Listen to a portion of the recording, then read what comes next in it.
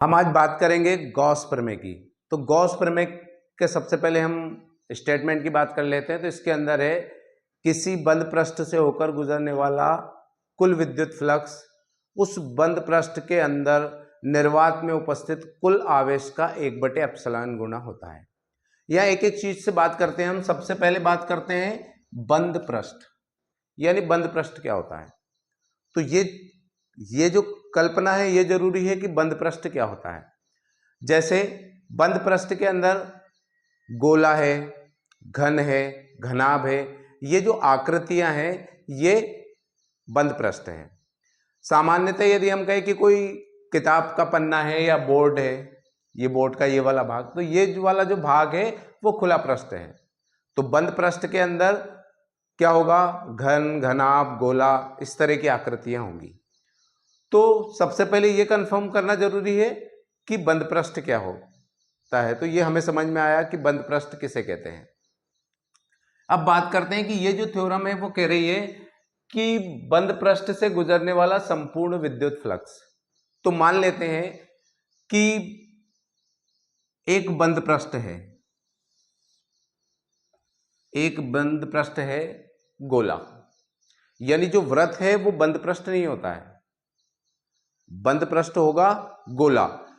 तो बंद पृष्ठ के केंद्र पर मान लेते हैं कि कोई आवेश Q रखा हुआ है।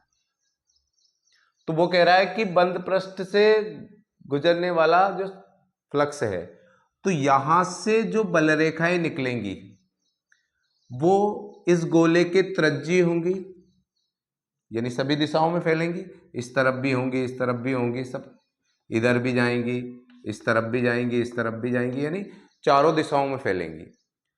तो यहां से जो बलरेखाएं निकलेंगी वो गोले के पृष्ठ पर त्रिज्यीय आपतित होंगी, यानी अभिलंबवत आपतित होंगी।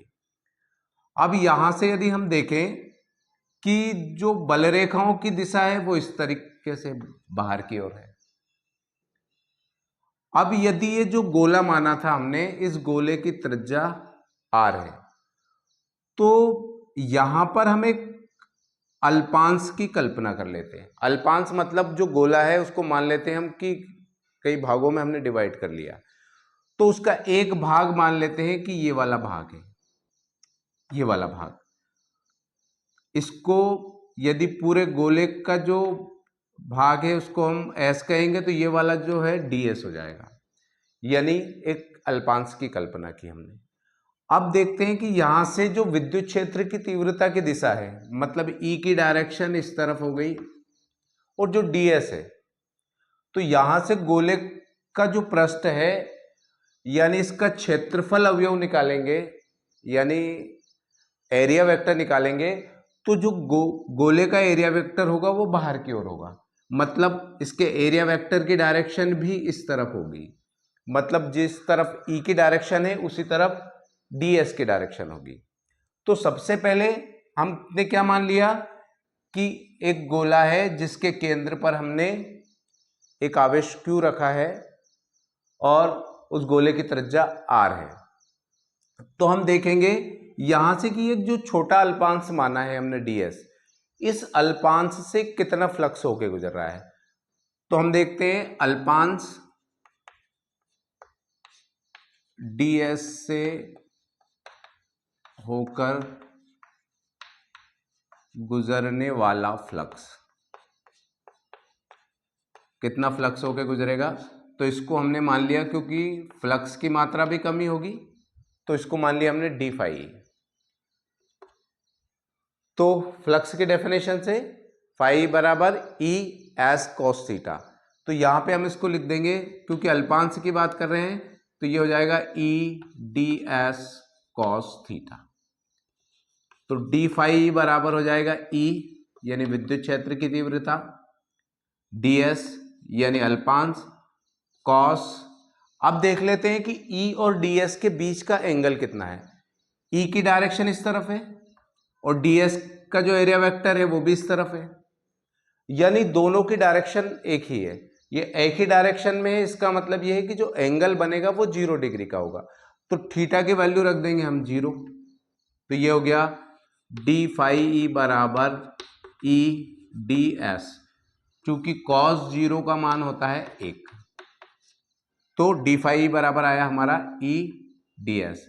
इसका मतलब ये हुआ कि अल्पांश से होकर जो फ्लक्स गुजर रहा है वो है ई डी एस। अब चूंकि हमें क्या करना है कि पूरे गोले के लिए निकालना है कि पूरे गोले से कितना फ्लक्स होकर गुजर रहा है, तो पूरे गोले के लिए निकालेंगे हम, तो लिखेंगे संपूर्ण गोले के लिए से होकर गुजरने वाला फ्लक्स। अब चूंकि एक अल्पांश से जितना फ्लक्स निकला, ऐसे जितने भी अल्पांश है सबको जोड़ देंगे कि प्रत्येक अल्पांश से कितना कितना फ्लक्स जा रहा है, तो वो सबको यदि जोड़ देंगे तो वो किसके बराबर हो जाएगा, पूरे गोले से कितना फ्लक्स होके गुजर रहा है। तो यहां पे हम देख लेंगे कि जो डी फाई है इसको हमने पूरा जोड़ दिया ऐसे, डी फाई ई, ऐसे इसको भी जोड़ देंगे समेसन ई डी एस।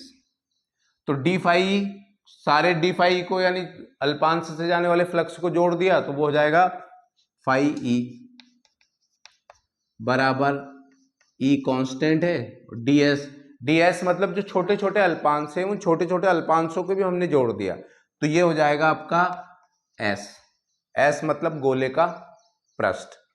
अब यहां से यदि हम देखें तो ये हो जाएगा आपका फाई ई बराबर ई, ई की वैल्यू रखेंगे, ई मतलब विद्युत क्षेत्र की तीव्रता, और विद्युत क्षेत्र की तीव्रता का फार्मूला आता है 1/4πε0 क्यू बटे आर स्क्वायर, यानी दूरी का स्क्वायर। तो दूरी कितनी है, जितनी उसकी त्रिज्या होगी, यानी आवेश से अल्पांश की दूरी जो है तो ये हो गया r square into s, s मतलब गोले का पृष्ठ। अब गोले का जो पृष्ठ होता है वो उसका फार्मूला है 4π आर स्क्वायर, तो फाई ई बराबर निकल के आया हमारा 4π से 4π कैंसिल हो जाएगा और आर स्क्वायर से आर स्क्वायर कैंसिल हो गया, तो बचा क्यू बटे एप्सिलॉन नॉट। इसका मतलब ये हुआ कि इस गोले के अंदर से जो फ्लक्स है वो कितना फ्लक्स जा रहा है, कुल आवेश का 1/एप्सिलॉन गुना जा रहा है। तो ये जो गॉस की थ्योरम है वो अप्लाई किस पे होगी, गॉस की थ्योरम जो अप्लाई होगी वो केवल और केवल बंद पृष्ठ पर अप्लाई होगी। इसलिए जो थ्योरम है उसके लिए हमने गोला माना है, ना कि वृत्त माना है, क्योंकि वृत्त जो है वो एक खुला पृष्ठ है और जो गोला होता है वो बंद पृष्ठ है।